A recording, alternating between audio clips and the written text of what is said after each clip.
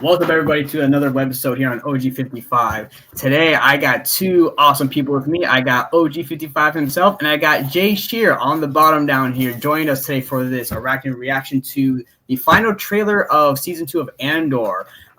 Jay, I know you're very excited about this. Are you excited to watch the trailer or what, buddy? Oh yeah, I have not seen it yet. I have not been watching any. I haven't seen any of the new trailers at all, kind of. So I'm stoked about this. This is going to be really great. We did the previous reaction to whatever teaser trailer they had. That was phenomenal. So this is just a follow up to that. Yes, absolutely. OG, but the man, are you excited to watch the trailer? Have you watched it yet, or have you not seen it yet? I haven't seen it yet. No, I've been saving it for this video, and I am very excited. I loved season 1. I love the last teaser that we saw that we all reacted together recently. I'm really looking forward to this. It's gonna be a good time. OG is so excited about this trailer. He put more gel in his hair. Exactly. Extra gel, you know. Extra gel. It's a 2 gel kind of day. It's, you know, the taller the hair, the closer to Andor, you know. Yes. Let's do it. Should we dive in? Should we start the party, Mr. Webba?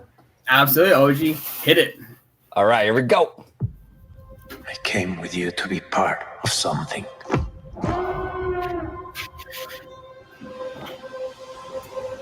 The Empire cannot win.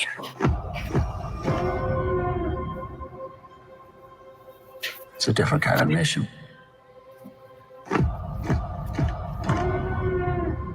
If it goes up in flames, it will burn very brightly. But if I'm giving up everything, I want to win. We have to. We must stand together. We will be crushed. Resistance is absurd.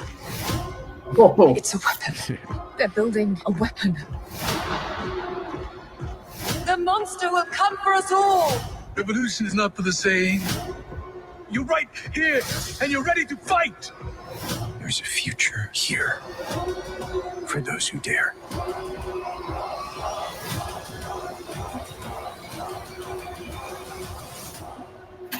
Welcome to the rebellion.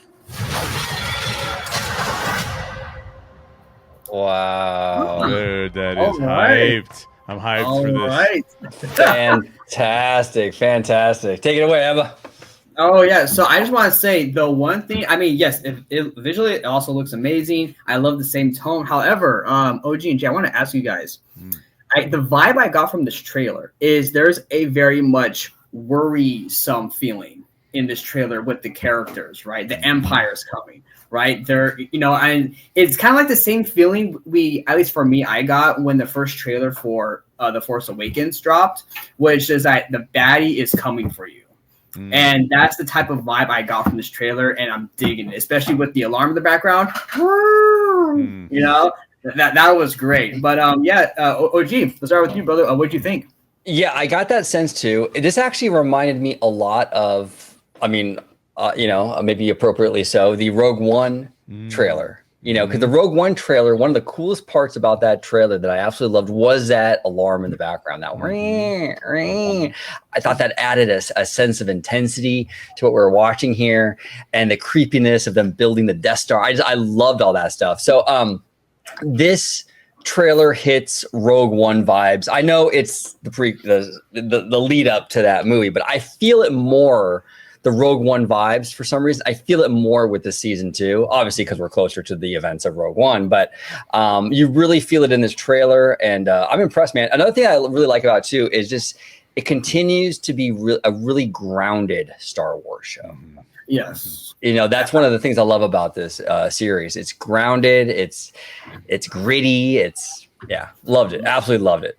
Absolutely. Jay, brother, what did you think, man? I know that you're super hyped for this season. I mean, we all are, but I know that you really love season 1. So for you, did this trailer just make you more excited for this season? Yeah, for sure.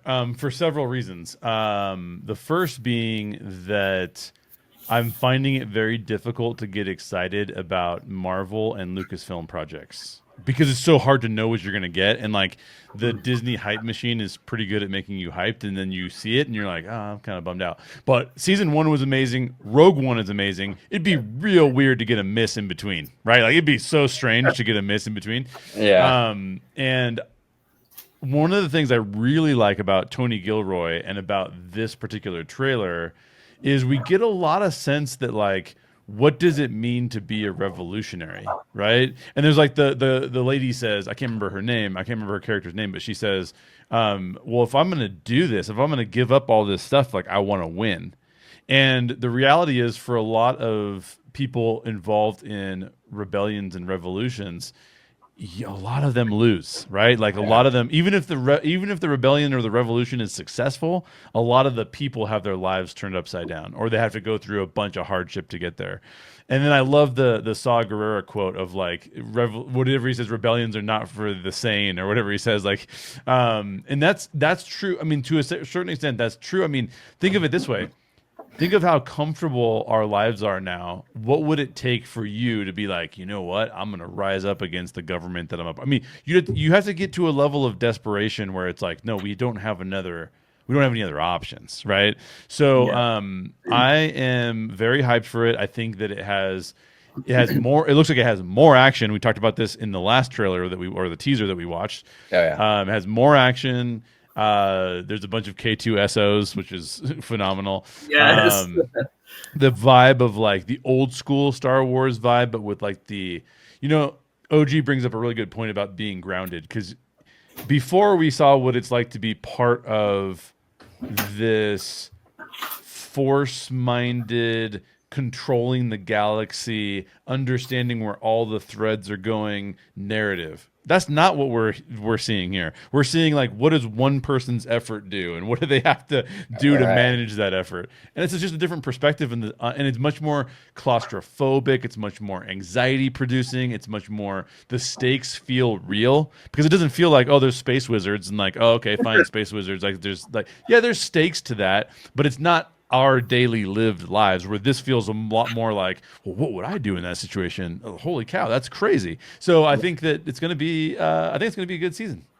Yeah, it's kind of like, it kind of reminds me of these films like these like Band of Brothers and these kind of like military films where you follow a group of army guys or whatever, right? And it's their experience in this bigger, larger war, and it's like the Star Wars kind of version of that, which I love. It's perfect. It really is. Yep. Yeah, no, Jay, to your point about like the world of living in Star Wars, right? Because I'm sure you always get questions like, oh, if you could pick any kind of IP or franchise to live in, what would it be? And people are like, oh, Star Wars.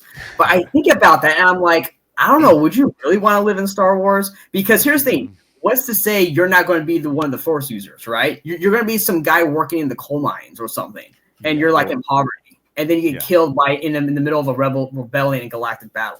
Yeah. You know what I mean? Yeah. So it's like, this is showing the everyday kind of real world on the boots on the ground life. Yeah. And that's why I like seeing, because also like what you point out too is that also resonates with our life here in the real world. Mm-hmm. I mean, we don't have space wizards flying around and force pushing people and using lightsabers, right? But not yet, Mr. OG, if you could do me a favor and bring up the trailer again. I want to go to the shot of the Death Star. Oh, I got you, brother. I got you. No worries at all. Right there. Dude, there's so many quick shots. I feel like I missed half of it anyways. Yeah, dude, this shot right here is amazing, because one, it's always cool to see like the construction of the Death Star, right? This giant battle station that can blow up a planet, right? I love seeing this thing. It's really cool, the progress of it being made. I know we saw it in the movies, but it's always cool seeing it again, and like especially modern like movie making. And I love seeing this window piece here, the behind the shot, because it really just shows how big the Death Star is compared to those Star Destroyers, right? I mean, the Star Destroyers, right? You see in the movie, they're massive, but compared to this thing, is gigantic. So you really think about the battle that the rebels went in their, hand-me-down aircraft to fight against a military giant, right? At this battle station, and they blew the whole thing up, dude. Like it's amazing, dude. Like, this is a really cool shot. But Jay, yeah. So this shot here, do you like this shot? What do you think about it? I didn't see a shot in there that I didn't like, man. Like the way that he frames shots is really phenomenal. I don't know what I'd have to go look up what Tony Gilroy did before Star Wars. I feel like I've looked it up before and I just can't remember it, so I'll have to go look it up. But however he learned to frame shots, it's very much like every panel is its own version of art, but not art in like the flashy, like interesting sense. Art in like the sense of like almost like a Norman Rockwell-ish. Like, what is it like to live in daily life? Except we're in Star Wars, right? That's a beautiful way of putting it. That's exactly it, Jay. Yeah, perfectly so said. Cool, really cool. No, I love it. I loved the entire trailer, and I think, you know, one of the things that people complained about with season 1, and we talked about this last time, and most of it, I think all three of us at least disagreed with it being boring, right? Oh yeah. This to me, man, I don't think this looks boring at all. This looks like there's going to be a lot of interesting things happening in the context of this show. So, yeah, I'm excited about it for multiple reasons, man. Yeah, and another interesting thing too with Tony Gilroy is that it's pretty well known that he's not a huge Star Wars guy. Right. You know, he's not a Star Wars guy, and you know, a lot of fans make the case, well, you know, you need like a Star Wars fanatic to direct these movies or do these shows. So you got to understand the franchise. It's like, I don't really necessarily think that's the case. I mean, we see here with Tony, like he's doing a great job with this. I think as long as you get a filmmaker or a creative that like, they don't have to be a fan of said franchise, but they have to respect the franchise and work within the parameters of that franchise. Yeah. So if you get a good filmmaker, hey, maybe Star Wars isn't their thing, but they can do magic with that franchise nonetheless. And I think that, you know, you're seeing that here with Tony. And on the flip side, you can get the fanatic Star Wars fan director or you know, or showrunner or whatever. And they make a really crappy show, you know, it just depends, you know, but in this case, I think it really worked out. I think Tony Gilroy, look, I mean, there's a lot of critics of Disney Star Wars, right? Rogue One consistently ranks high on pretty much everyone's list when it comes to the Disney era. It's like Rogue One and Mandalorian. Those are like the two things that most people agree has been like home run bangers coming out of Disney, you know, and Tony Gilroy was part of that Rogue One, and he's still part of it now with the series. So, and it was crazy too because this series, I wasn't that hyped for it when they announced it. I was like, not too much. I was like, okay, cool, and it's turned out to be like my favorite one out of all of them. You know what I'm saying? Yeah. So it's interesting. So that's awesome. Oh man, hey, OG, if you can do me a favor, like I love seeing that scene. Could you go back to when that K2SO droid just like? Oh yeah, I don't know where. Was it towards? I think it's later. Because it's we were talking about right there. You just went past it. There we go. No, I think it's before that. Before that? Yeah, it might have been right there. Oh, here we go. Boom! Man, oh, look at that dude. He's just like, get the hell out of here, dude. But what's one of the things that's amazing to me is look at every single facial expression in this trailer. Like everybody has a sense of this is important. Like we've got to do this. Like this is whether you're Krennic and you're dealing with the bureaucracy of building a Death Star, or whether you're one of the people that is sitting there at the ground level trying to figure out how you can contribute, or you're Mon Mothma in the Senate needing to have an impassioned plea to get something done differently. Everybody's level of intensity is like at a maximum. I love that. I love that aspect of it. Well, yeah, and you know the other thing too I've noticed about this series, Jay, is like with Star Wars, I can pretty much watch Star Wars from any era. It doesn't matter if it's Disney or George Lucas, right? There's always like these cringe acting moments. Yeah. It could be George Lucas's stuff, whether it's even the originals, the prequels, or the Disney stuff with like the sequels and all that. There's always, or even the Boba Fett show. Yeah, this is the first time I've seen Star Wars where like the acting is good all the way through. Yeah, exactly. Well, not only that, this is one of the few shows where the show is good from start to finish. And that's the big problem that we've had with Disney Plus shows is that they start good and then they kind of like do this and then You know, they go down, and I'm like, bro, like what happened, man? Yeah. But with this has been great from start to finish, man. And Jay, you're right, and that's what I love about this trailer was that it gives that sense. I'm sure the show will have this in there, but it gives that sense of everybody knows that their life is on the line. Yes. Between all this, because also remember too, this show it goes through like different time periods, right? It time skips. Yep. So I'm really curious to see how they do that and at what point in the season that they do that. Yeah, that's a really good question. That is. Yeah, it is. Let me say what I didn't mean to cut you off, OG. But I feel like you can't take hardly any of the Disney Star Wars or any of the George Lucas Star Wars, although I think you could get away with A New Hope through Return of the Jedi. You can't take them and strip the IP and the genre out and still have a good property.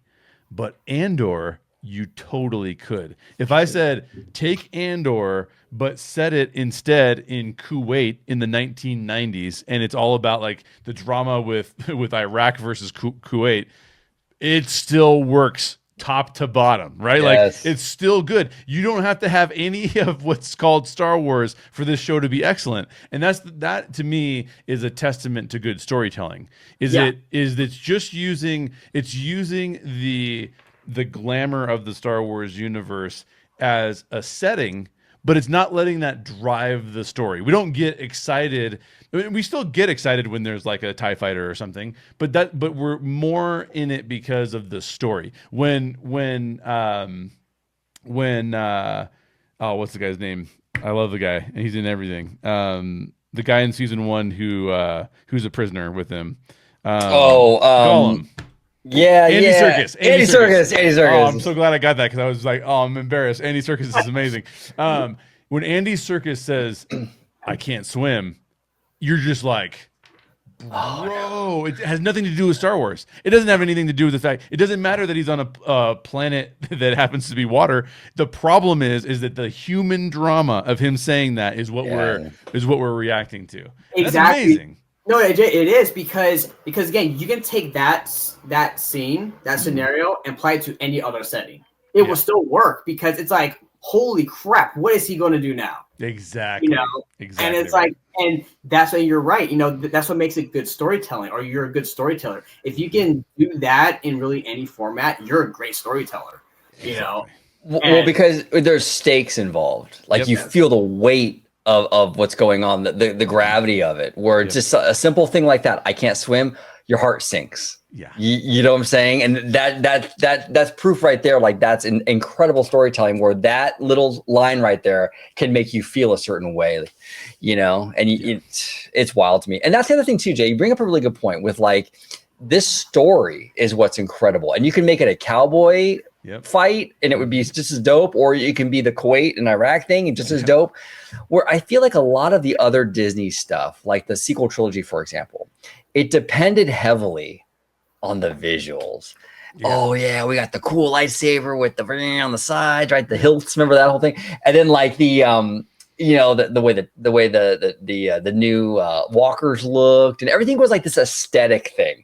Yeah. Oh, now we have red stormtroopers. Yeah, it's like that whole thing where it was like the story kind of came second. Like, it really wasn't like the main focus. You know what I'm saying? It was more the aesthetics. So much so, OG, to your point, so much so that they're relying on the fact that when they say Emperor Palpatine, who there's nothing to make us scared of Emperor Palpatine whatsoever, right? Until they say, and so you have to have had the experience of watching Palpatine in the previous material. But in Andor, we even know some of who's going to be. We even know what's going to happen to Cassian Andor, and yet we are still at the edge of our seats. That's just great storytelling, It is. It is, and unfortunately, Disney has not managed to do a lot of that recently, and it's unfortunate because Disney is really regarded on like high product and good storytelling, and so I don't know where like they fell flat on their face or why it happened. I don't know, but knowing that this is coming out in Disney Plus, you get the right people, Jay. You get good storytellers. Put the story and the characters first. then have your Star Wars setting or even Marvel setting around it, right? So I hope we see more stuff like this going forward, whether it's the shows or the movies, because I think that will bring a lot of more faith back into these franchises from the fans, especially. But it takes a lot to build it back. It takes a lot to build the trust back, and in terms of like, Disney, like you were asking Webba, like, where did it go wrong? I think with like Marvel, I mean, I know it's off topic a little bit, but with Marvel, I think it kind of ties in actually to this conversation, but like with Marvel, I think they lost a lot of the stakes because you did this multiverse thing where like anyone can die and it's like it doesn't really matter because we can get multiverse version of that character now, so it didn't really matter. You weren't invested. The deaths or whatever didn't really carry much weight, or even the threat of the death didn't carry much weight, so you kind of don't care anymore, where you compare that to like an Andor where it's like it's heavy, there's stakes involved, you really feel it, like when these characters die, they're dead, you know what I'm saying? So yeah, it's a different beast, but I think they'll get back into it. Bob Iger has said they're trying to focus more on the quality over the quantity. That's good. During the Chapek era, they were really just kind of turning stuff out. And I think it did a lot of disservice to a lot of these franchises, but hopefully they can dig out of it, I think you could track a lot of it too, to the leadership changes. Leadership changes, even if they're good changes, are still very disruptive for organizations. And they went through a really weird one, right? Where it's like Iger transitions out. Wait, no, just psych, he's back in during a pandemic when we're all kind of when we're all at a heightened state of being a little bit leery, a little bit bummed out, and needing to sit in front of our screens. So we're going to be a little bit more judgmental anyways. So it was, I think it was a rough era. And I think that a lot of decisions were made back and ping-ponging back and forth between the leadership. And I think that hopefully with the leadership transition that's upcoming, it'll be a little bit smoother in that regard, I hope. Yeah. Yes. Yeah, but Jay, that's the thing. And OG, you say it all the time, is that this kind of change in the pipeline takes a while until we actually see it. Yeah. There's a lag. There's a lag in this. Yeah, the product of today is really a product. The stuff that comes out now is really a product of like 3-4 years ago, because these things take time. Like Snow White is a product of like 2021. Yeah, it's not really a today product. It's being released today, but it's something that was through that pipeline and that process years ago, long before the current, team and all that. So yeah, we probably won't really see what Iger was talking about with the more quality, less quantity, probably like the full brunt of that for at least another year or two, probably. So I have a question for you guys. I don't want to hijack your show, Webba. And I know this is about the trailer, but I have a Parks question related to Andor. Okay.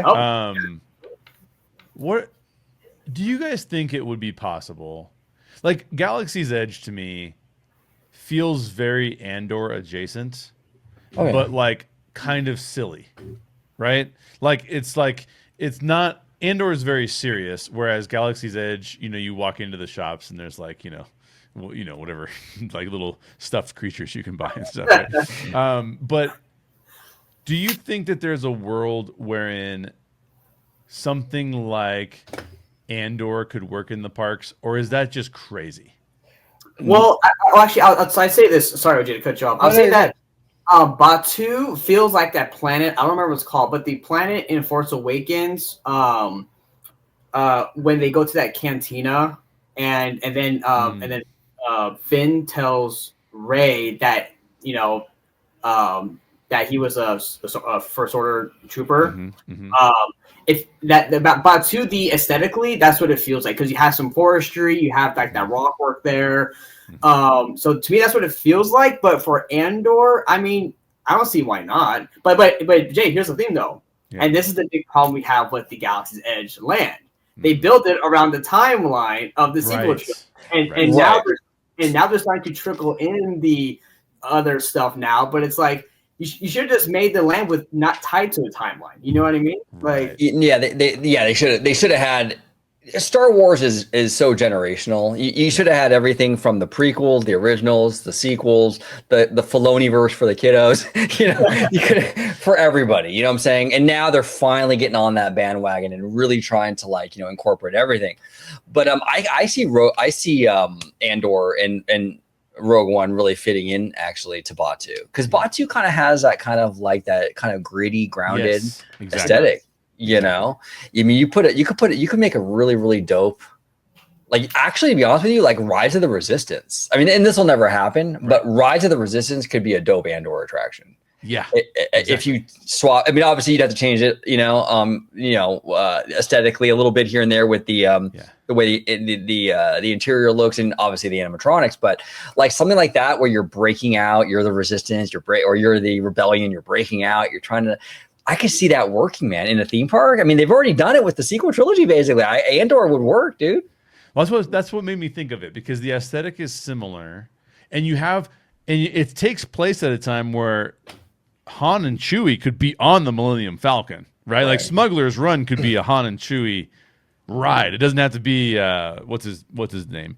Hondo. Yeah, Hondo. Anako or something. Yeah. Naka. Yeah, and Tanaka. That's what it is. And I was thinking about that. And I was thinking, like, well, maybe Andor is too serious. But as you talk about, though, like, they have a lot of the elements even already there, where it's like you can hack into the system and like kind of try and subvert things, and you could actually like ratchet up some of that stuff. And then the rides could have been more about like maybe Smuggler's Run could have been about what were Han and Chewie doing on their way to the trench run when they knock out Darth Vader, right? Like that could have been a crazy awesome ride. Yes. So it just made me think of it, because I was like, I know that everyone asks questions about parks questions when we're in a non-parks video. So I'm sorry, Webba, because I just did that. But it just feels kind of on brand, in my opinion. It's like, it's kind of like right there. But anyway, I don't know. No, I could see it. I could see it because I see shades of that series or in that movie in Batu already. You know, the aesthetics, I feel like even the big attraction kind of ties into like this Andor feeling. I would love that, man. I would absolutely love that. So, you know, and here, go ahead. Sorry, John, real quick. I would say I would love to see Director Krennic in Batu. Dude, that'd be amazing. I'm telling you, man. Yeah, that would be, even as like just like a meet and greet, or, you know, right? I mean, that would be incredible. Yeah. Here's the thing. You have 15 acres to play with the Star Wars land. You know, if you don't want to break, like, obviously you're not going to want to have Anakin and Darth Vader standing next to each other. Right. But with 15 acres, you don't have to. You could have, you know, one character on one side, one character on the other. Or you can do it in phases. You know, you can have like, you know, in the morning, it's all prequel characters. In the afternoon, it's all OT. In the evening, it's all sequel. But they should be mixing that stuff up, you know, and especially with this new season coming out for Andor, to have Krennic walking around. If the geniuses at Imagineering can make a real life size K2SO walk around the land, oh my god, yeah. Well, and here's the thing too, because Andor takes place during the OT, you literally can play with almost every character. The only characters you're excluding are the characters from the sequel trilogy. It's like a reversal of what they could have done, right? Right. You can play with all of the main characters. You can play with Leia, Luke. All of them would be present in some ways. I mean, Luke would be like a kid, but you could still play with all of those characters, and prequel characters, because we've already established that Ben Kenobi's still running around Tatooine and stuff, right? So there's so many things that you could. And Anakin. I mean, I don't know. It's an interesting. It'd be an interesting way to take it. Mandalorian's still set in a time where you could have Din Djarin in there somehow too. But I don't know, man. I feel like they could have. Maybe I'm dreaming too hard, but I feel like they could have based a little bit of that on Andor, and it would have been pretty interesting.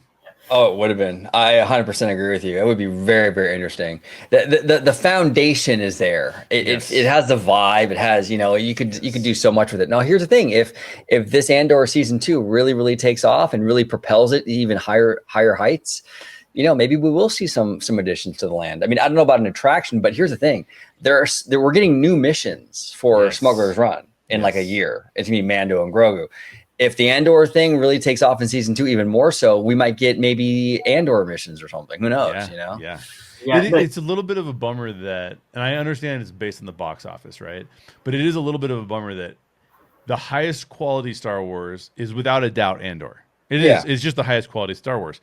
One of the highest rated Disney Star Wars things outside of The Mandalorian is Rogue One. So you're literally dealing with a world that would have been perfect to build it around in some ways. Right. Here's the other issue that Batu has, at least in my opinion, right? Because you have like I said, the timeline thing, right? I think the other issue was they wanted to have like this continuity theme with like, okay, this is a planet and an area where it's always existed, but we're now seeing it for the first time. Okay, but in the Disney theme park setting, I want to experience and go to a place I experience on screen on a film or a show. Yeah.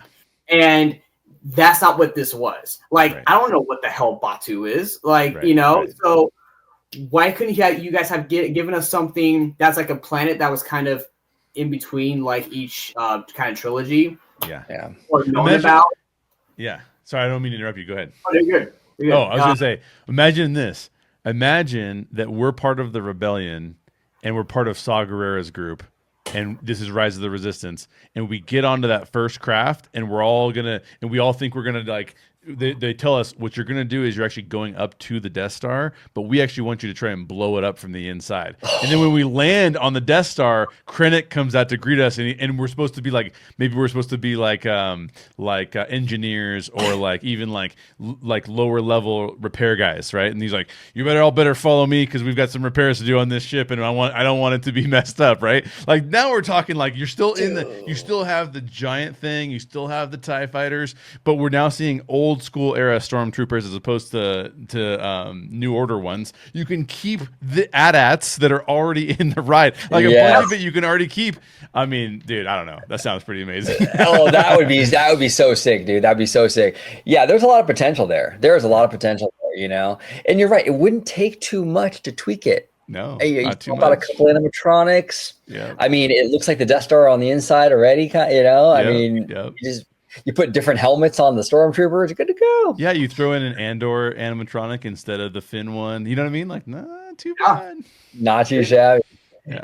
There's potential there. I'm hoping that Disney really does lean more into like more eras of Star Wars in that land. They're going in that direction, and they've been going in a good direction lately with that stuff, but really get more and more into that because Star Wars, that's the thing too. It's like you have so much to tap into with Star Wars, and they pigeonhole themselves into such a small little thing at this land.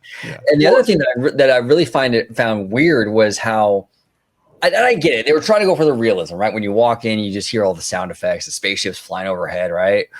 The spaceships like buzzing my hair, because it's so tall, that kind of stuff. No, but you hear all the spaceships above. I get that, but Star Wars is the music is a character in and of itself, though. I mean, that's such a huge part of that franchise, and to walk into the land and have it just dead silence.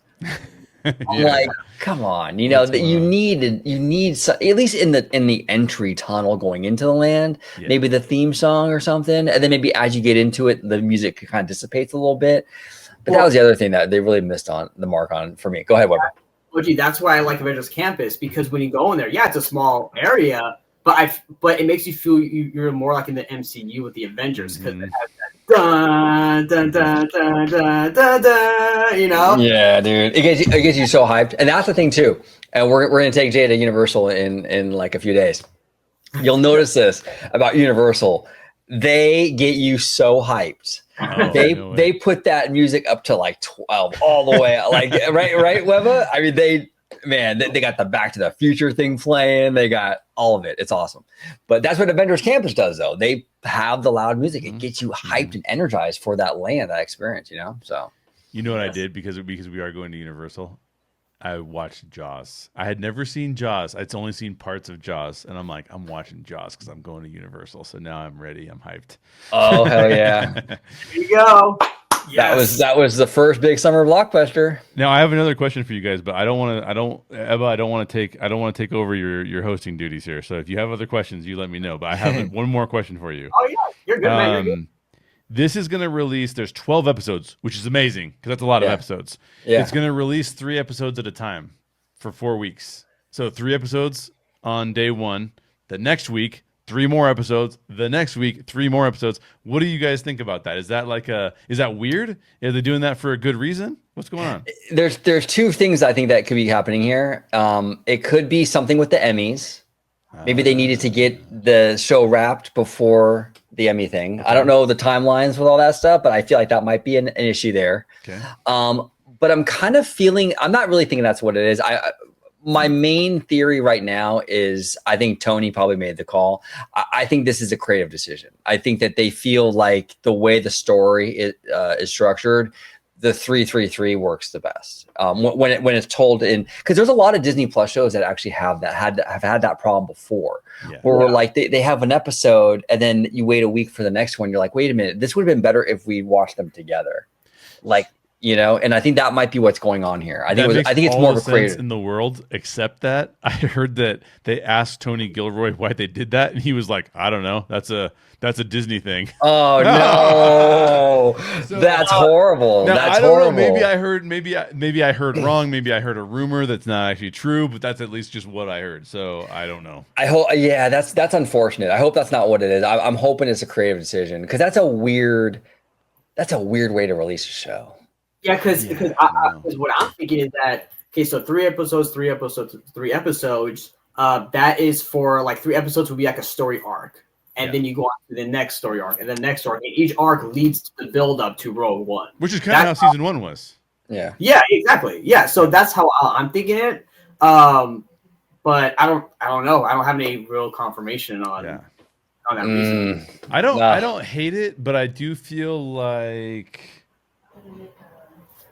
for example, Netflix got famous for you being able to binge everything because they just drop it all at once, right? Right. And I have learned that I don't really like that model. Because, like, for example, I'll give you a perfect example. There's a new show on Netflix. What's the name of this show?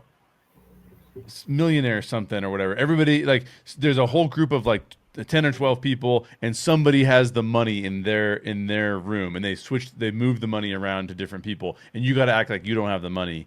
Anyway, it's a dumb show. My point is, it's a reality show. It's a dumb show. But my wife and I have been watching it, and we were loving it. And and the episodes are dropping. I don't think it's maybe 3 at a time every week. But bro, I stayed up way too late watching that stupid show because I'm like, we can watch one more. Click, and like, I don't need that in my life, dude. I need to be able to wait for another week for it to come out. So I'm not opposed to dropping the shows like this. But I also don't. Is there like a Nielsen reason to do this? Because hours watched, you have like 3 episodes a week that they now they can almost make sure that it's hyped because it's going to make the Nielsen ratings, right? Like, because if there's that many hours, that's a good possibility. And the downside to this, here's the thing too: when you have the slow drip, the one a week kind of thing, you keep the buzz going for longer. Yes. A lot of Netflix shows, they have all the hype they're so like front loaded. Yeah, they burn out fast because everyone binges it, and in a week it's like old news. You know what I'm saying? Exactly. But here's the thing though. I know you're right. You're absolutely right. But here's the other thing though.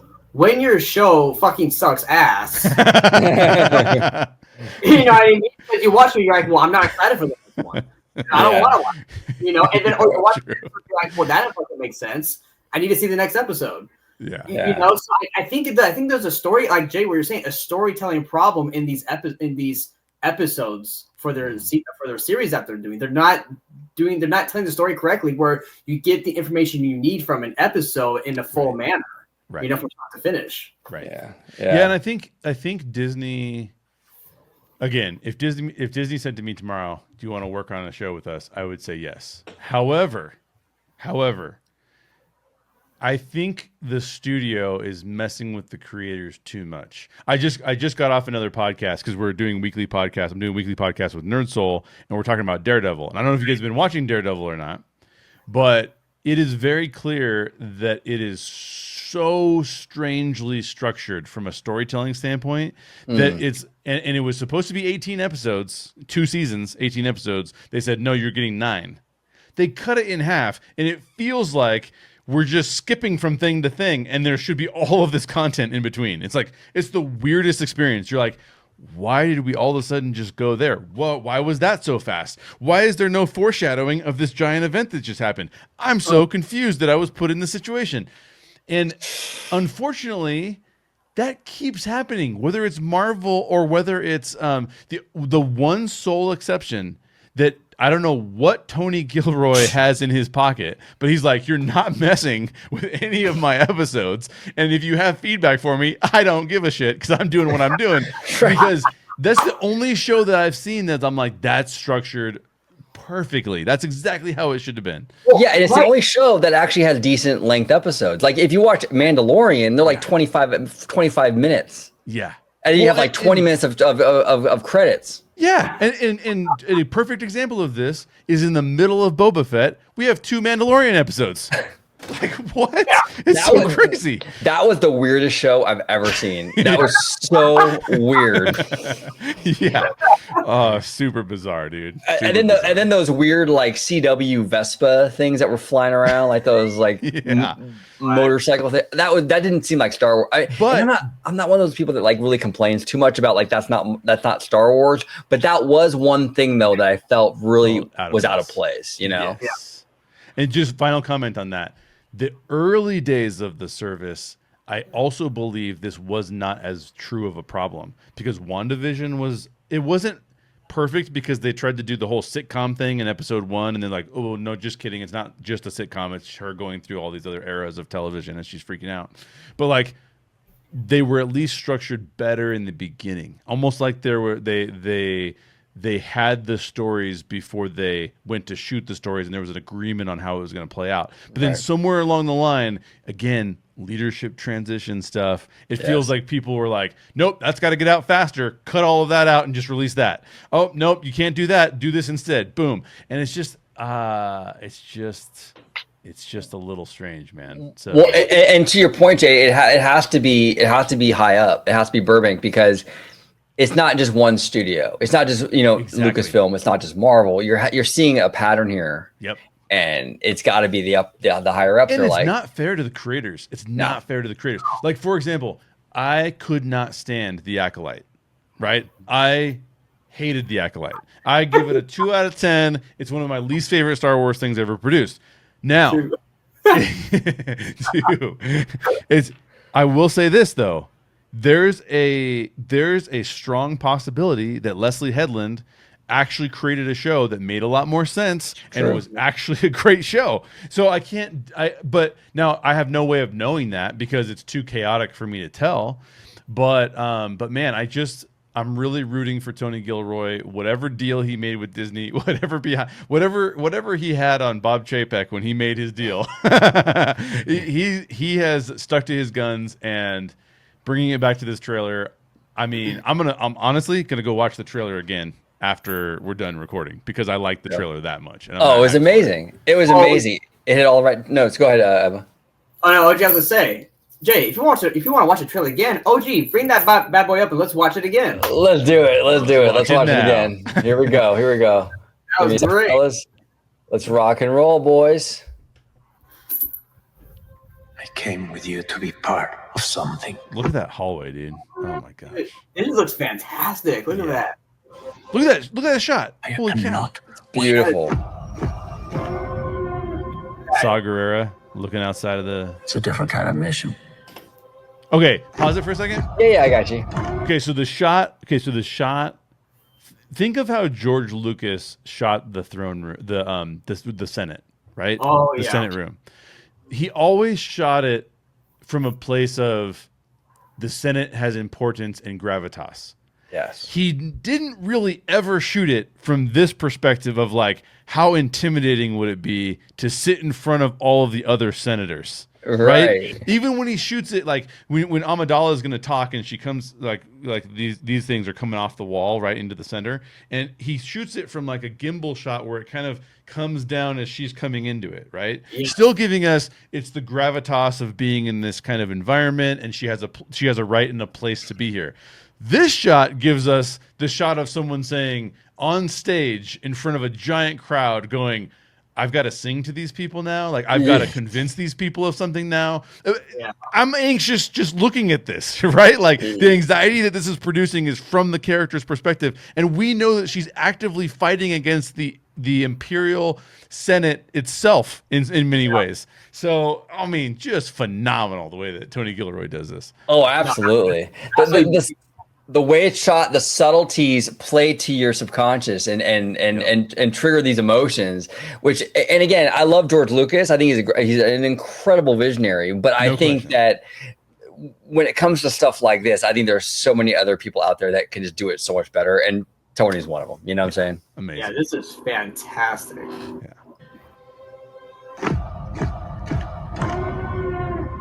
If it goes up in flames, it will burn very brightly. By the way, I'm so stoked that they get to meet each other. Yes, because that dude is like, he's like the most committed probably of anybody, and so the fact that he gets to meet Andor gets to meet with him, I think is just a really cool.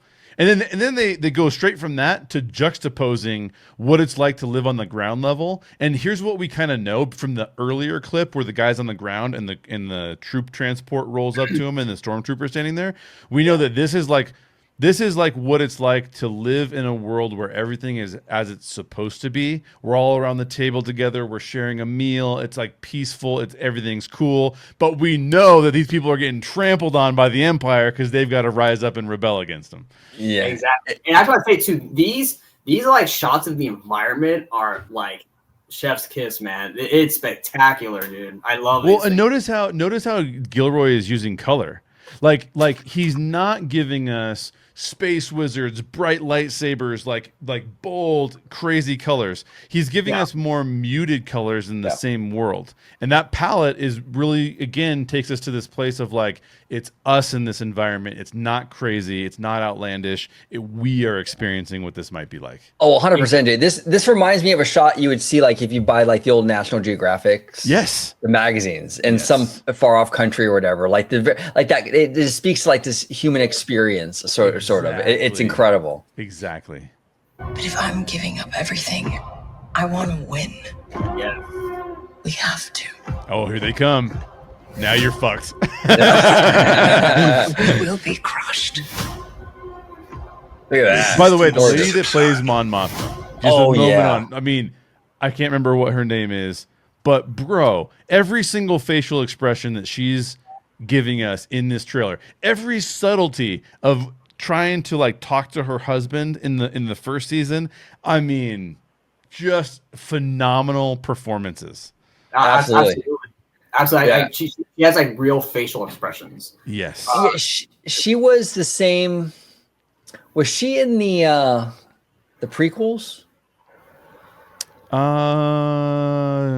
am I tripping? Maybe I'm tripping. I think you're thinking of her being in. I think she was in Rogue One, and I think she was in the sequel trilogy. I think. Okay. Yeah, I want to say.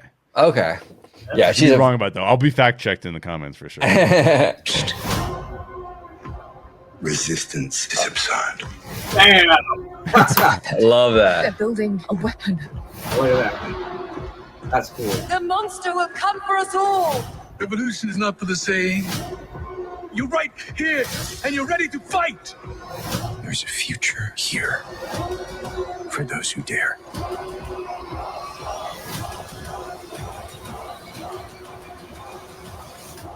Oh, dude. Welcome to the rebellion. I like this. Oh, Yeah. Fantastic, you guys. Rebellion is not for the sane. That is such a good line coming from Saw Gerrera. That is like, that is a masterpiece of a line. No, it is. Rebellion is not for the sane. It kind of reminds me of it. Like it's like a little bit of a spin on like the old Steve Jobs quote, where you have to be a little crazy to change the world. Yes. It's 100% that, and that is so true because like you don't if you're. In order for you to make a change that puts your life in danger, you have to have the boot on your throat. You don't just do that because I don't all of a sudden rise up and get really pissed off and go yell at my local city council because everything's fine. No. It has to be because somebody is trampling my rose bushes or something, right? Like something's got to be happening where it's so intense that I've got to do something about it. So, man, I just think that I would say that I have not been this hyped for a show. I've been surprised by shows. I was surprised by by Penguin. Penguin was 10 out of 10 show, but I didn't expect it to be, right? I didn't have any expectations. Fallout was a great show. I didn't have a lot of expectations about Fallout. The Gentleman was an amazing show on Netflix. Probably my favorite show of last year. Again, didn't have any expectations. I haven't had this high of expectations for a show in a really long time, and I'm actually pretty stoked about it. So I am looking forward to this for sure. Yeah, we definitely have to do. It's gonna be tough to do because of the release schedule, but we gotta do some sort of reaction. We've got after Story show Geeks reacts to the Andor for got sure. it. Yeah. We absolutely got to. We got to do it. Speaking of Story Geeks, we got to do another Story Geeks very, very soon. I know it's been way too long. I've been doing too many. What the hell? I know it is what it is. But everybody also at home, if you're watching Daredevil, unfortunately I haven't started Daredevil yet, but Jay does a show with Nerd Soul. Yeah. On Nerd Soul channel with you guys do like the weekly breakdowns, right? Yeah. Yeah. And if you're hyped about it, don't watch us. I don't want to bring your eye down. I don't want. If you like it, if you're into it, then don't watch us because. And I explained today why that is for me. When a thing is chaotic, what's really, really difficult, right? Imagine that the easiest way for me to relate it to people is imagine that you have invested a lot of time and energy in learning the comics, right? Yeah. And you read the comics, and the comics you love them, they're amazing. You just think that they're the best thing ever, and then the show comes out based on it, and you go, it's not really like the comics. And it's like, oh, they actually took this thing that I really loved and they completely reversed it and like changed it, and now it sucks. I'm like that with plot, character development, character arcs, composition. And so this show is composed and plotted, and again, I don't think it has anything to do with the creators at all. I think it's the way that the studio said, no, we need a show, but it needs to be like this. And they went, okay. And they chopped it all up. So this is not a critique of the creators at all, because I actually can see a great show. We're not getting a great show, but I can see that there probably was one before it started being made. And so it kind of bums me out, and then I have that perspective on it. But yeah, if you kind of want to understand like why it's maybe not as cool as the Netflix series, then you should definitely watch Nerd Soul, because that's mostly what we talk about. Sweet, awesome. Yeah. Fantastic. Whoa, Jay Sherer, OG55, thank you so much for joining me today on this Arachne reaction here. It was fantastic. I'm super excited for the Andor season 2, and that's coming out April 22nd, I believe. A week and a half. Yeah, dude, it's gonna be phenomenal. I can't wait. But Jay Sherer, I'm gonna start with you, brother. Where can everybody find you at home on social media, sir? It's more like 2.5 weeks, but yeah. People can find me at How Stories Work with Jay Sherer. Over there is where I'm actually trying to learn more about storytelling, learn more about writing, learn more about directing, and I make videos on what I'm learning. So you can head over to How Stories Work with Jay Sherer and check that out. It may give you some insights into why, if you liked something and I didn't, you'll understand why if you go watch some of my videos, or vice versa. If I'm loving something and you're like, I don't know why Jay loves it, you'll probably learn that too over there. But you can also find me. I will be next week. No Vacancy, my film, the film right here up on the wall, which is on right here, is going to be screening at the Pasadena International Film Festival, which is actually being the screenings are actually in North Hollywood. But if you go to the Pasadena International Film Festival page, you can actually buy tickets to see No Vacancy. It is screening on April 9th. So you can go buy some tickets, come by. I'll be there. They're going to do a Q&A, I believe, after the film is. They show like 4 or 5 films, and then they do the Q&A. And I believe we're the last film of the entire festival. I think we're closing out the entire festival. So that's really cool too. You can come by and see me out there. And other than that, I'm working on my pitch deck so that I can pitch the feature film that's related to No Vacancy and get that made as a feature film. So we'll see how that goes. But I'm out here nose to the grindstone trying to do what I can. So yeah, thanks for having me on, Webba. I mean, always brilliant to talk to you. Love that you reached out to me and said, do you want to react to this trailer? Because I wasn't even going to watch the trailer. I've just been too busy. I've not been paying attention, and now I'm hyped. So thanks for inviting me on. There we go. Well, everyone, please follow our man down here, Jay Sherer. Yes. This guy, the man, and like and follow him. And also, if you're a member on OG55, you also get to also watch No Vacancy there. Yes, that's true. Yep, we have a watch party with the cast and crew. So we watch it and then we talk about it afterwards. Yep. Great episode. Members only. Check it out. If you're a member, or if you're not a member, become a member and watch it. There you go. Yes, absolutely. Now, OG, where can people find you at home on social media, sir? You can find me here on YouTube, Orange Grove 55. You can find me on X, although I don't really post that much on X anymore. I'm just in the DMs with these guys now, basically. But I am on there if you want to follow me, Orange Grove 55. And you'll also find me on Instagram, Orange Grove 55. I will say, we talked about it in a video we recorded earlier today. Tones is a funny dude. He is a funny dude. He posted a story that had me cracking up the other day. It was just basically all it was a text, or it was just text writing or whatever. And it said, sometimes even gangsters need a forehead kiss. And I thought that was freaking brilliant and hilarious. I loved it. Absolutely. I loved it. But that's why I love Instagram so much, because it has like that fun vibe. Like people are just like sharing fun memes and like cute little dog videos and stuff. I'm like, this is where I want to be, instead of X, where it's just toxic and gross, so. But anyway, you can find me on those 3 platforms and also on Blue Sky. I don't really post much on Blue Sky, but I'm there too, Orange Grove 55. And Webba, always amazing talking to you, brother. A great host as usual. So appreciate you. Well, thank you guys for joining, and everybody at home, let us know what you think of the trailer. Are you excited for Andor? Do you not like it? Let us know, or just talk Star Wars. Let us know in the comments below. But anyways, everybody, thank you so much, and I hope you all have a good one. Absolutely. Thank you for watching OG55. If you aren't already, consider becoming a member today.